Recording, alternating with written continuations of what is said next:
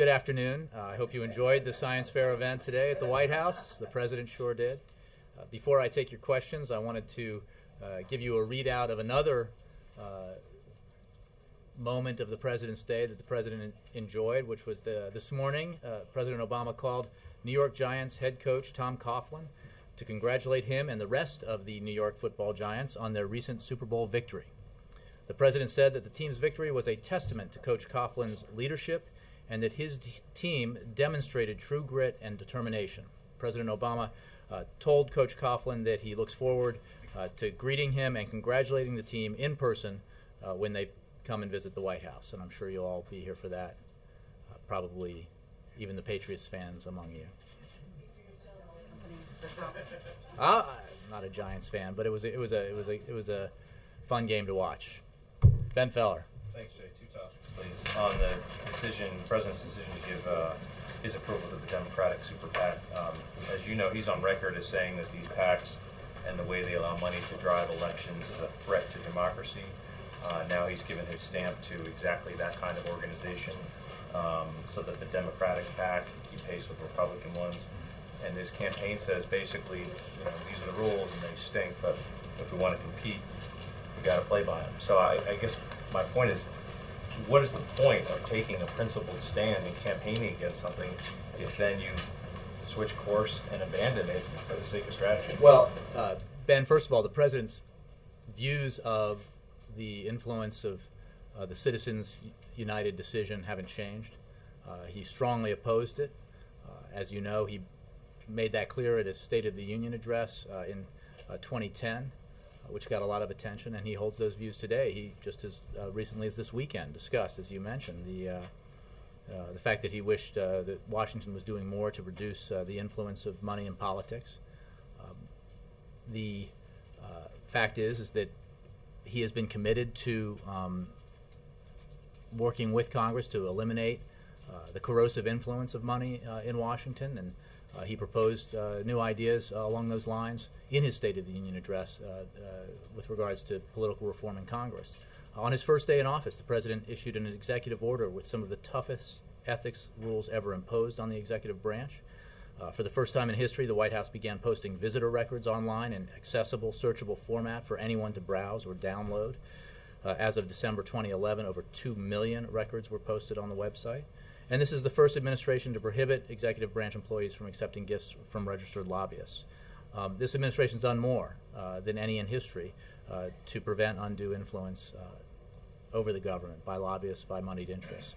The fact is, I will refer a lot of these questions that have to do with strategic campaign decisions to Chicago, but the President obviously agrees with this decision because of what the campaign has said, is that the rules are what they are, and we can't, the campaign, I mean, I've read the same reports you have read, the campaign has made clear that they cannot engage in this campaign, they cannot compete effectively if there are two sets of rules, if they play by a different set of rules. So from the President's point of view, do you not see any inconsistency in talking about the corrosive influence of money and then encouraging donors to give to groups that collect?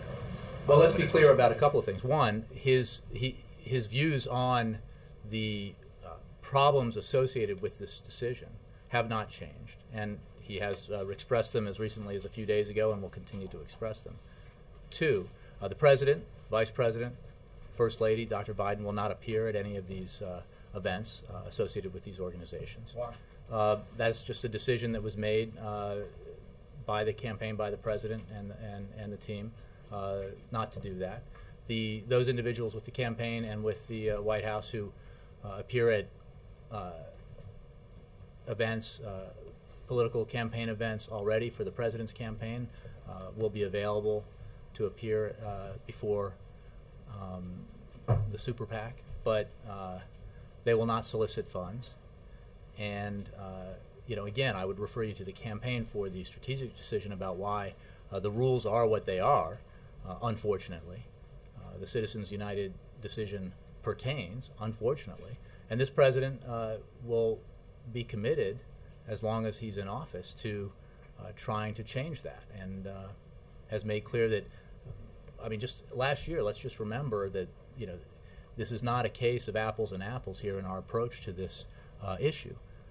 the president very strongly supported, with Democrats on Capitol Hill, the Disclose Act, which would have required simple disclosure, something that Republicans used to be for when they opposed other campaign finance measures back in the 1990s when I covered Congress. Disclosure was the answer, they said. But then when disclosure became the call of President Obama and Democrats, Republicans opposed it. They opposed the simple idea that the American people ought to know who's donating to these political campaigns. So the president still supports, absolutely, the passage of the Disclosure Act. He supports measures that would change the dynamic created by the Citizens United decision, even if that requires a constitutional amendment.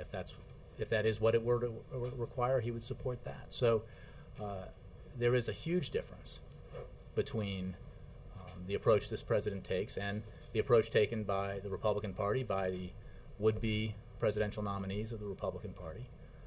And I think that distinction will be clear to voters who care about this issue.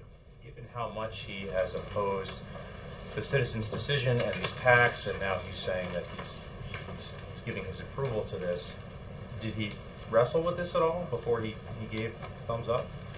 Well, I think you can divine that this is a decision that was carefully considered by the fact that it's February of 2012, and you've already seen in the Republican Party how much money is being raised by these organizations, hundreds of millions of dollars, or so I read, of it totally undisclosed. And I would point out that campaign officials, administration officials who appear before a super PAC that supports Democrats or the president will only appear before those super PACs that disclose their donors. They will not appear before so-called C4s that do not disclose. So disclosure remains an absolute priority of this president and his campaign. One other topic, please. On the decision about the religious affiliated groups and contraception, you were asked last week if there's a debate within the administration about reconsidering, and you finally said no, the decision has been made. Does that absolutely remain the case, no reconsideration? It does. The president is committed to making sure that all women have access to these important preventive services. But I think it is important to remember what was clearly stated when this policy decision was announced, and that is that we will be working with those organizations and individuals who have concerns about the implementation of this rule. And that's why that a time period of a full year beginning in August of 2012 was put into place, because the president is very interested in finding the appropriate balance between religious beliefs and convictions, and he takes those very seriously, and his commitment to making sure that women of all faiths have access to these important healthcare preventive services. So that process will continue, and I think that point was overlooked in the initial coverage of the decision. Well, the end of the year is August. What's the date at the end of the year period? August of 2013. August, I think you just said 2012. Okay. It begins in 2012, I believe, okay. and right. Just to wrap up on this point, there's a perception out there, and in some cases, David Axelrod's comments led some to think that the very implementation you talked about over the next year or so will lead to a different outcome. That in the rulemaking there will be some deal cut, some out given to get away from this controversy. Ultimately, no matter how it's implemented, will the bottom line remain the same, that these organizations have to provide that contraceptive coverage? The president's interest is in making sure that, on the one side of this balance, is in making sure that all American women, all women here, have access to the same preventive care services. He is also concerned about and understands the religious concerns that have been raised, and takes seriously the religious convictions that are behind the concerns that have been raised. And we will work in this period to see if there is a way, to try to find a way to make sure that the implementation of the policy, or to see if the implementation of the policy can be done in a way that allays some of those concerns. But there are ways to I think help resolve this issue that ensures that we provide that important preventive service, that health care coverage, to all women, and that tries, in a way that also tries to allay some of these concerns. Reuters, and then Jay. When did the president sign off on the decision to support Priorities USA? I would refer you to the campaign. I don't have the answer to that, but I would refer you, as I will on a lot of these, to Chicago. We've already asked. Let me. Can you take the question? I'm sorry? We've already asked. I'll take the question. If you've asked the campaign, I think they would probably have the answer, but yeah. What does he expect it to achieve? Again, I would refer you to the campaign about campaign tactics, strategy, how resources are raised, and that would obviously, in that case, I suppose, be a question to ask of the outside organization. The fact of the matter is, we've seen, as I just stated, an enormous amount of money raised by these organizations. A significant portion of it totally undisclosed. And the campaign, as I've read and you've read, has made the decision that they can't unilaterally disarm, and that they can't play or engage in the campaign by a different set of rules as their opponents. So again, but these are discussions. This is an analysis of sort of strategic campaign decisions, and I think Chicago is the right place to take those questions. What is the difference between having a White House official speaking at an event like this and actually asking for money? Well, again, we will comply with all the rules, all the laws that govern this. It is a long established rule that administration officials can and do engage in private time and political activity. This administration, like others before it, has officials who engage in private political activity in their private time on behalf of the president's campaign, and they will be able to do that now. Or the campaign has made a decision that they might be able to or will be able to appear at events for these outside organizations, but they will not directly solicit funds, and they won't participate in raising funds. I just don't understand how, if you're appearing at a fundraiser, how is that not soliciting funds? Again, I would refer you to the organizations here that are the campaign and the super PAC that are making this decision. We're talking about White House officials. I think there is a difference between asking for money and appearing and making the case for why the president should be reelected. Let me ask you on one other topic. Not much of a difference, though. Well, I disagree, but you guys can make one your non-PAC topic. Does the White House have a reaction to the appeals court ruling on California's gay marriage ban? I don't have a comment on litigation in general, and in this litigation with which we are not a party, or to which we are not a party. Beyond that, I can say that the president has long opposed, as you know, divisive and discriminatory efforts to deny rights and benefits to same-sex couples. Jake, I'll get to you, Chris. In terms of the health care rule on birth control, this rule doesn't provide those health services for all women, as you said, though, right? Because there is a carve-out for houses of worship. Correct. There is an exemption for churches and houses of worship. And I think that the principle here is that churches and houses of worship, it's an issue of hiring people of like faith versus these large institutions like universities and hospitals, where whether you're a nurse or a teacher, a professor, a student, a janitor, somebody in administration, you are going to have folks of all faiths who work for those large institutions, and therefore the president believes that they ought to be able to have access, those women ought to be able to have access to the same contraceptive services that other women will have access to.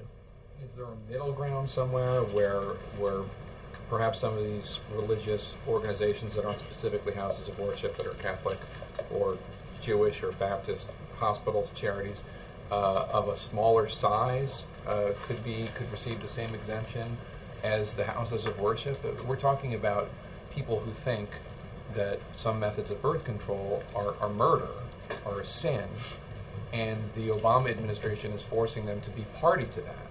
I mean, that's the crux here. Let's be clear, and first of all, we understand the religious concerns here. That is why this balance was sought. That's why the process going forward includes a transition period where this discussion will continue to see if there can be ways found that ensure that women get access to these preventive services, and that those services are covered, as they will be for all other women, and it also takes into account these religious concerns. But let's be clear: the rule does not require any individual or institution to provide contraception. It requires coverage for women who work there of different faiths, or of any faith. It provides them to pay for Well, it. again, I'm not going to negotiate all the different possibilities of how this rule could be implemented in a way that might allay some of those concerns. That's what the transition period is for.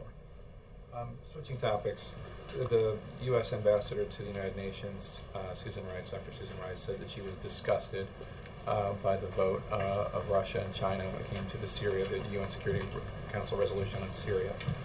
Does President Obama share that view? Would he use the word disgusted? And why does the White House think Russia and China voted against that resolution? Well, we wouldn't presume to speak for either of those two governments or any foreign government. Our views are that it was the wrong decision to block that Security Council resolution, and to, in effect, by doing that, give solace to and help sustain a regime that is brutally murdering its own people. And a regime that, by the way, is not going to last. There will be a transition in Syria. And it is a mistake, we believe, for any country to put its eggs in that basket, if you will, because by doing that, you're alienating the Syrian people and many others in the region who are on the side of putting pressure on the Assad regime to get it to stop this behavior and to step aside so that a transition can take place in Syria. And we are going to continue to work with international allies and partners, and with other friends of Syria, friends of the Syrian people, to continue to pressure the Assad regime so that it ceases this reprehensible behavior. Would the president use the word disgusted as Well, his ambassador? I'm not going to put words in his mouth, but the ambassador, was he speaking for the absolutely, White House? the ambassador, the sentiments the ambassador was expressing reflect, our great disappointment with that position taken. We'll continue to obviously have these discussions with all of our partners internationally at the United Nations Security Council and elsewhere, and we will continue to work with others or sort of friends of Syria and the Syrian people to put the pressure that is required on the Assad regime. Senator Lieberman said that it might be time for the United States to get in the business of helping to arm the opposition and take more aggressive measures. Is that something that the administration is willing to consider? I don't want to speculate. I mean, we are not considering that step right now. We are exploring the possibility of providing humanitarian aid to Syrians, and we are working with our partners again to ratchet up the pressure, ratchet up the isolation on Assad and his regime.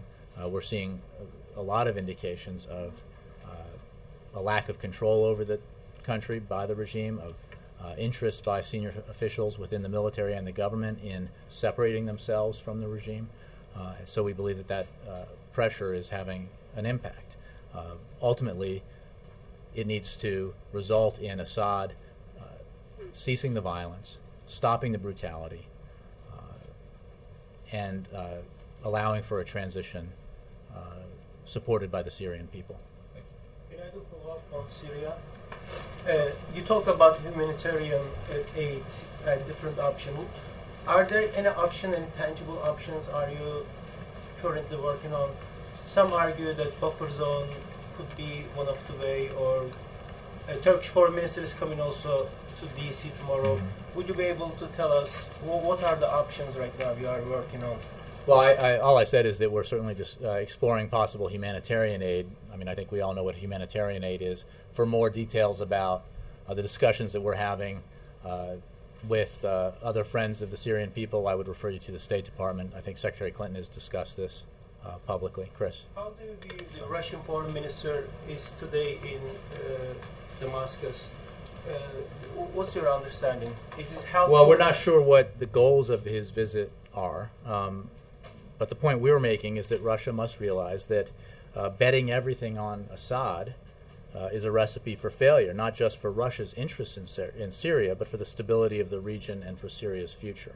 And I would just re-emphasize what I said in response to the earlier question. Chris? I just want to follow up on the Prop 8 ruling. Back in 2008, candidate Obama came out against Proposition 8, was on the ballot calling it unnecessary. I'm just wondering if the President shares the belief that that measure is also unconstitutional. Well, again, I'm not going to comment on litigation, and particularly as here where we are not party to it. When the President's positions on these issues writ large are well known, and he's long opposed divisive and discriminatory efforts to deny, rights and benefits to same-sex couples. But I don't have anything more for you on that particular decision or on I want Prop to 8. follow really quickly on that, though. You just said that the President opposes divisive and discriminatory efforts against same-sex couples, but the effort here, the issue in question is marriage. So isn't it inconsistent for the President to not support same-sex marriage and also to be against such measures? Well, I don't have any update for you on that particular issue with regards to the President's views. I can tell you that divisive and discriminatory efforts to deny rights and benefits to same-sex couples are something that this President has long opposed. And I think that that's an important point to make, that these are proactive, deliberate efforts to deny benefits and to be discriminatory. Let me. I don't want to. I'll bounce back and forth. Let me go to Wendell.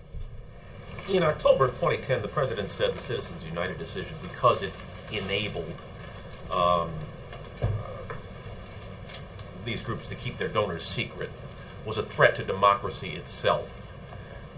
Does he feel that by requiring his supporting Super PAC to disclose the donors, he basically removes that threat? The President's concern with the Citizens United decision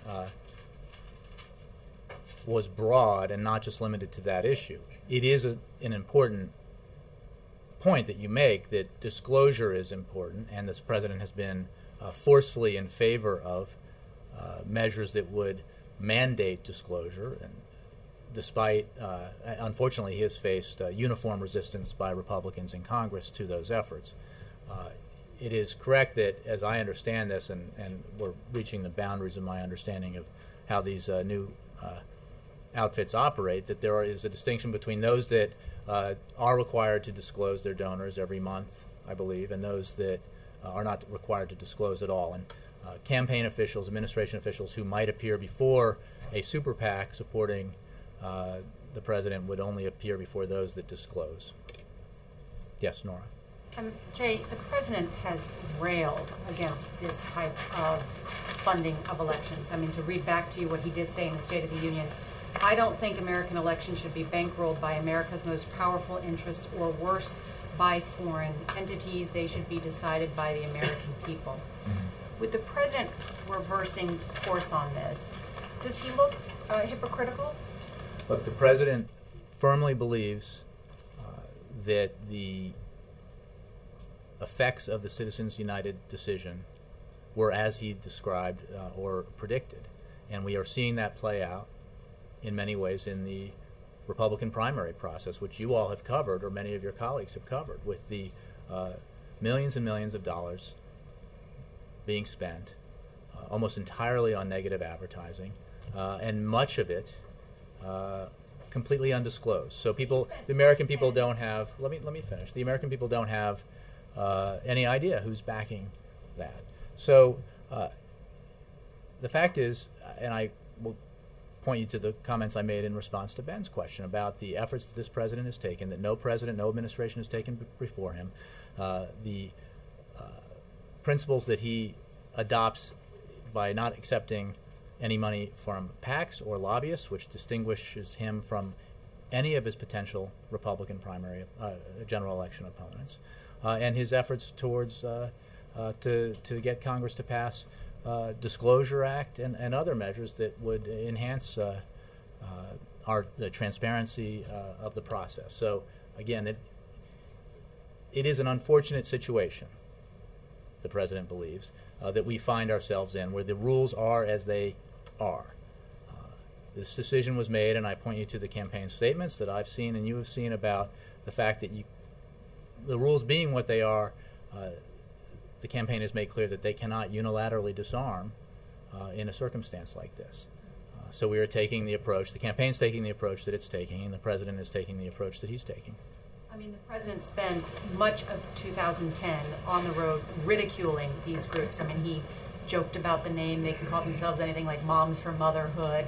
I mean, he really decried their influence in elections, and now he has signaled to his campaign that he would like his donors to contribute as well. You indicated when asked about when the president made this decision, you said you could divine that, and that clearly since he's made this in February of 2012. So has the president been putting off this decision? Were you indicating that he's left it to so late in the game because he didn't want to have to do this, but since he's watched what happened in the Republican primary, he's finally relented and said, right, the Republicans have so much money, I'm willing to give up on my principles because well, look, so many you can throw in a lot of editorializations into your question, or you can just save them for your piece. But the fact of the matter is, this president's views on Citizen United have not been shrouded in secrecy. They were clearly expressed. When you said he waited until February 2012. What did you mean? Well, I simply was asked, why did he? I can't remember the phrasing of the question. Did he spend a lot of time thinking about this? And I haven't asked him that question, but I think you can understand from the views that he has expressed about the Citizens United decision and the impact of that decision on the process, that he takes a dim view of it. But it is also the case, and again, I point you to the campaign here, and I think a lot of these questions are more aptly addressed to the campaign, that as the campaign has said, the rules are what they are. The president will continue to change the rules, but the fact of the matter is, not only is there not a constituency among Republicans in Congress to overturn or take action against Citizens United, there is not even a constituency among Republicans in Congress to allow the American people to know who the donors are. They blocked the Disclose Act. So that is the reality that we live in, and he will continue to press for change, and he will continue to press for change, even if it requires a constitutional amendment. But we're asking a very simple question here, which is the president who has railed against these groups and this decision in his State of the Union address and spoke multiple times on the campaign trail in 2010 decrying this, has now changed his mind. And so the simple question is, when did he make that decision to change his mind? You're misrepresenting what I've said, and I assume you were in contact with the campaign. He has not changed his mind about the rules and his public support for his own. Well, he's not supporting. He's not saying that the system is now healthy or good. He is saying he is making a decision. His campaign is making a decision that the rules are what they are, and they will not. They cannot play by a different set of rules than Republicans are playing. But the situation, these groups are unfortunate. He gave a signal, and his campaign manager put out an email. When did the president signal to his campaign manager that it was okay to do that? Well, I think the campaign announced it today or yesterday. So the president gave a signal yesterday. Well, I was asked if this is the wind-up to asking me to precisely the moment that the president made this decision. I think I'll take that question as I indicated about 15 minutes ago. Yes, Juliana.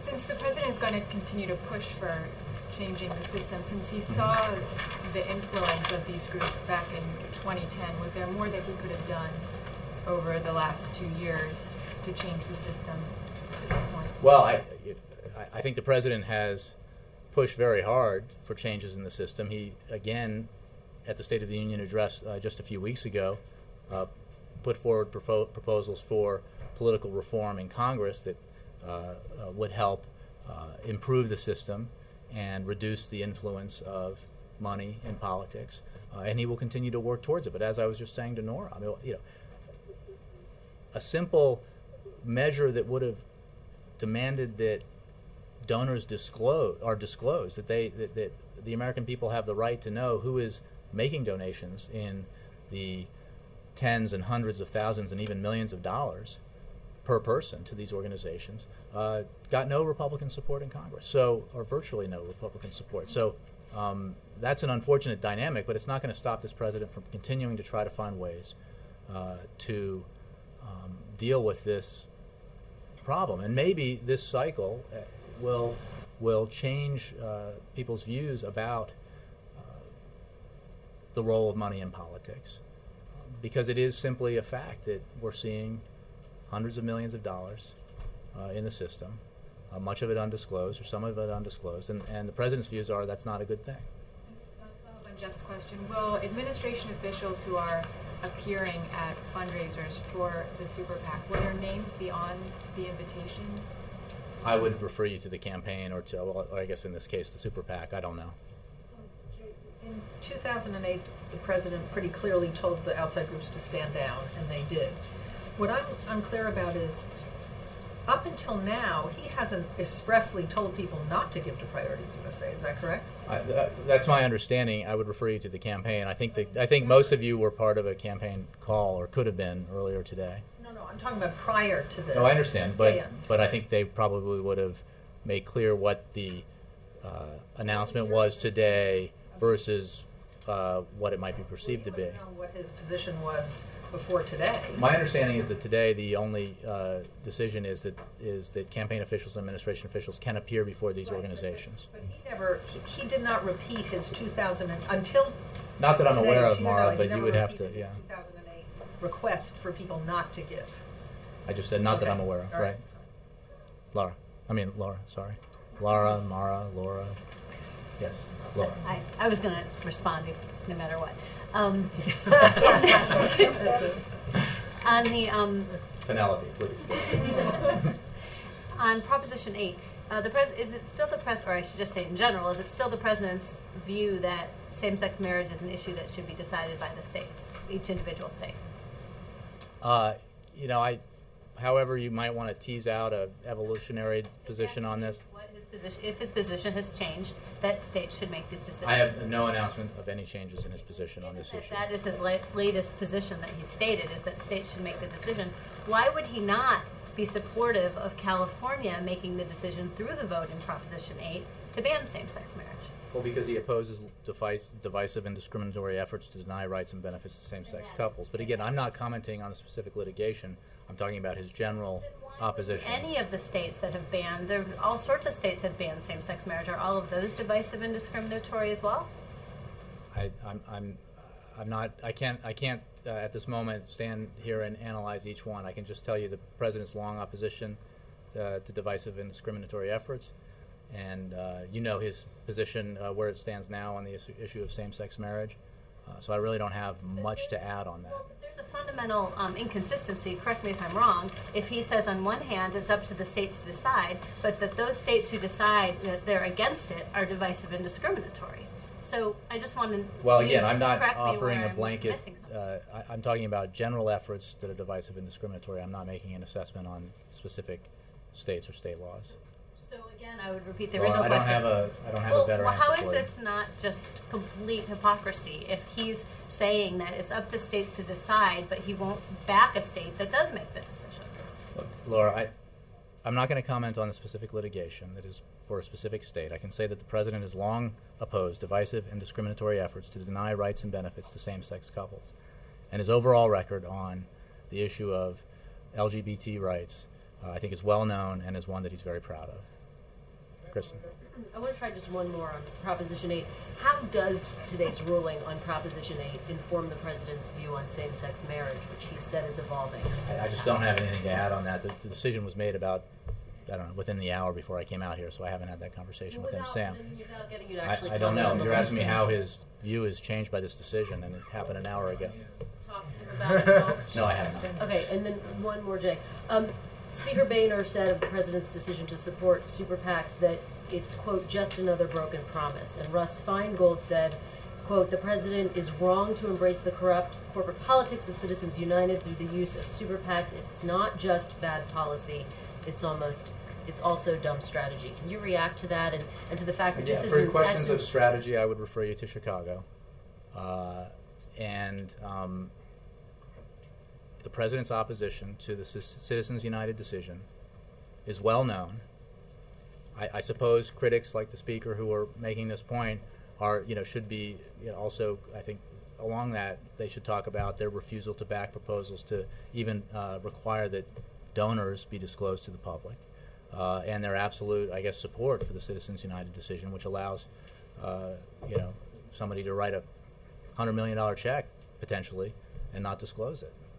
As you know, the decision that the campaign is making is for that any administration official or campaign official who appears before an organization like this will only appear before those that disclose by law, and that is an important distinction.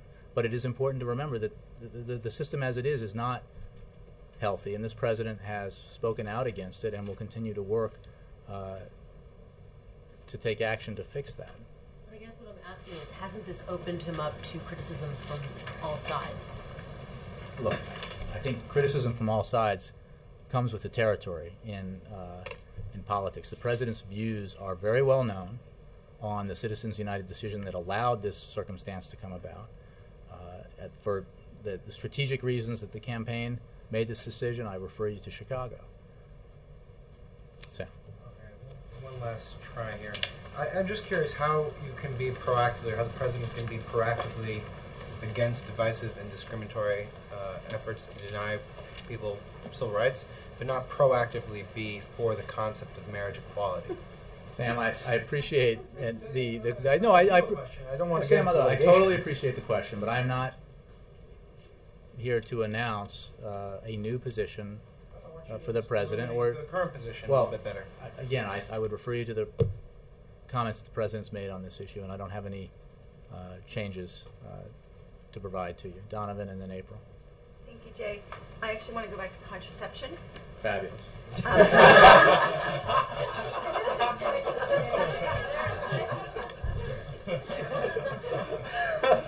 I won't read it. Iran, anyone? I actually just want to make sure I've got this right. It seemed like you suggested that the White House has always been open to a compromise during this grace period, but that maybe that point was overlooked in the initial coverage of the ruling. Is that a correct reading? On January 20th, when this decision was announced, Secretary Sebelius said, quote, "We will continue to work closely with religious groups during this transitional period to discuss their concerns," unquote. That's the point I'm making, is that in the initial coverage of the decision, the fact that this transitional period was put in place precisely to have these discussions with religious groups about their concerns was in many cases overlooked.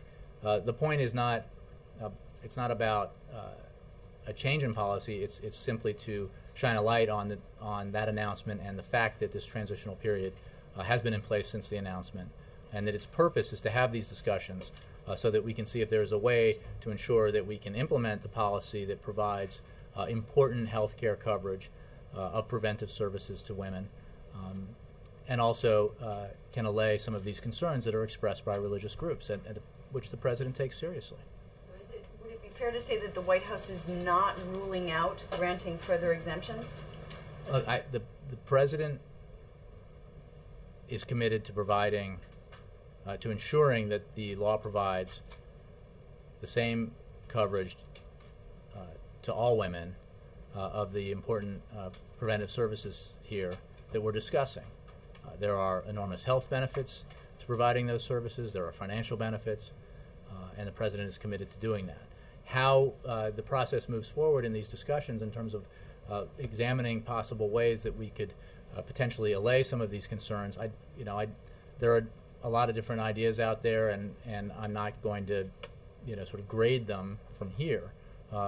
But that the whole purpose of the transition period was to have that discussion. Yes, Brianna. I was next. I'm sorry, April's next, and Brianna, I like you are right. No, Thank you. you're absolutely right. Short-term memory loss. Okay, you need to get that checked. What'd she say? On the president's, I do. on the president's evolving mindset, when Which subject? which subject? Prop 8. Yeah. Okay. Oh, okay. When will we have a firm decision on this evolution? You have strong groups that have strong thoughts and convictions on this. LGBT groups, you have religious groups, you have civil rights groups, and so many others. Will we see a decision by June or before the general election on his evolution of his mindset on this? I just don't have a timetable to provide to you, April. I appreciate the question. This is, as the president discussed when he answered this question a while back. This is, a process that involves his faith and the way he views these issues, and as he said, and I won't go beyond that. His views are evolving, but I don't have an end point to that to announce to you, or a date certain to tell you that he'll have more to say about that issue. He has strong support from the LGBT community. Is he in consultation with many members of that community about this evolving mindset? When is the last time? The president has a lot of conversations with a lot of people, and I can't say one way or the other whether or not he's had that discussion with anybody. He may have, but I'm not aware of it. Yes, Brianna. You're next. Thank you. On the contraception issue, I'm just trying to kind of discern here. Is the administration open to women employed by religious employers receiving coverage for contraception in a different way than women employed by non-religious employers? Well, again, without getting into different potential options, but no, I think your question illuminates an important issue here, which is the president's interest at a policy level is in making sure that this coverage is extended to all women, because it's important financially, it's important to individual women's health, and also to health writ large for the country. So within that's the on the one side, and the other side of the finding the right balance is concerns about religious beliefs and convictions. So we will, in this transition period and these discussions, seek to find ways to implement that policy that allay some of those concerns. I don't want to predict, because I don't know what all the various possibilities those discussions will entertain, or predict how successful they will be in allaying everyone's concerns about this issue. But that is the approach the president's taking. And that is why, when the decision was initially announced, the Secretary of Sebelius made clear that that process was put into place. You had said last week that the decision, the ruling, does strike a balance, and it sounds now like you're saying he's working, or you're working, the administration is working towards finding a balance. I mean, there seems to be a distinction there. Well, look, I think that the decision to exempt churches and houses of worship, an exemption that, as I noted before, doesn't even exist in, I think, 8 states in the country, represents an effort to find that balance. And he believes he found the appropriate balance. But we're going to continue to work with religious groups to try to allay their concerns as we implement a policy that provides this coverage to women across the country. But on the issue of religious employers, because, I mean, I've spoken with, a ton of people here have spoken with people who are concerned about this, who maybe they don't even, the issue of contraception isn't really an issue for them, but when it comes down to telling a religious employer of their religious persuasion what they can and cannot do, that really bothers them, and so they'd want to know if there's been a change, if there's a distinction. Again, Brianna, I think that there's a discussion that will take place about these issues. The president's commitment is ensuring that this health care coverage is provided to women, and I think there are one important point to make as we have this discussion is that 28 states already require insurance companies to provide contraceptive services. 8 states, as I noted in the past, provide no exemption, not even the exemption that the policy announced by Secretary Sebelius provides for churches and houses of worship. So that is an important context within which to view the policy decision, as well as this period of transition as we discuss the various concerns that have been raised. Do I want to talk about Egypt? Sure. Why in the world would the United States give $1.5 billion to Egypt at this time? Are you planning to? And any update on the Americans? More editorializing from. I think that I don't have any update on I believe the situation that you're referring to. I would refer you to the comments I made yesterday about our serious concern, grave concern about the crackdown on NGOs within Egypt, our concern about the Americans involved in this, and the fact that we are discussing our concern with all levels of the Egyptian government. And I would point you to the comments I made yesterday about the fact that we have made clear that the consequences of this action could potentially affect our relationship and could potentially affect the aid that we provide. But I don't have anything more to say on that, Steve. Earlier you said something like you're going to explore the possibilities of humanitarian aid for Syrians. How exactly would that work? I don't have anything more for you on that. I think that I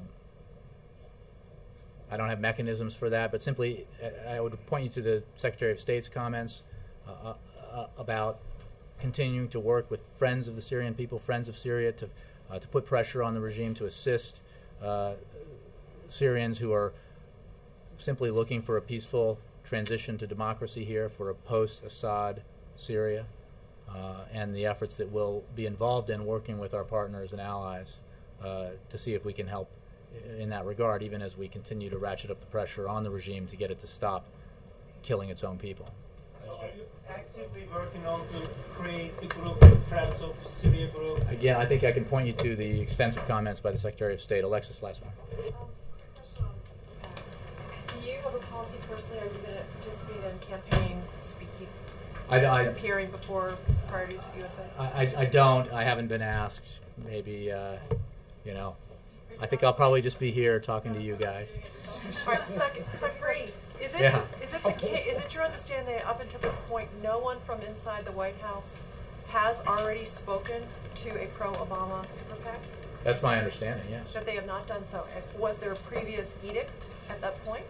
My understanding is that is the change that has been made clear today, that there's a decision. But there was an affirmative do not speak. Again, I would refer you to the campaign, but that is my I'm asking you a White House question. Right, and I would, but the campaign has done a lot more work on this issue, but that is my understanding, yes, Alexis. Okay, and then the last question on this question. A couple weeks ago, David Axelrod, who obviously worked here, talked very pejoratively about Mitt Romney's use of what he called the dog whistle to, in an uncoordinated way, signal to his super PACs what he wanted them to do. Go get my whatever. So what is different about the president's effort today to signal that he would give this reluctant endorsement? Is that a dog whistle too? Well, look, I think the distinction, there are a couple of distinctions. One, I'm not sure I understand the context of your question, because I don't remember those remarks, but two distinctions. One, and whether they answer your question, you'll have to decide. But the president will not be appearing before these groups. The vice president will not be appearing before these groups. Neither will the First Lady or Dr. Biden. The groups that the administration officials might be appearing before and campaign officials might be appearing before will be only those that disclose. And in terms of the strategy behind that and why that decision was made, in terms of within the context of this election season and this campaign season, I would refer you to Chicago. Thanks all. Thank you.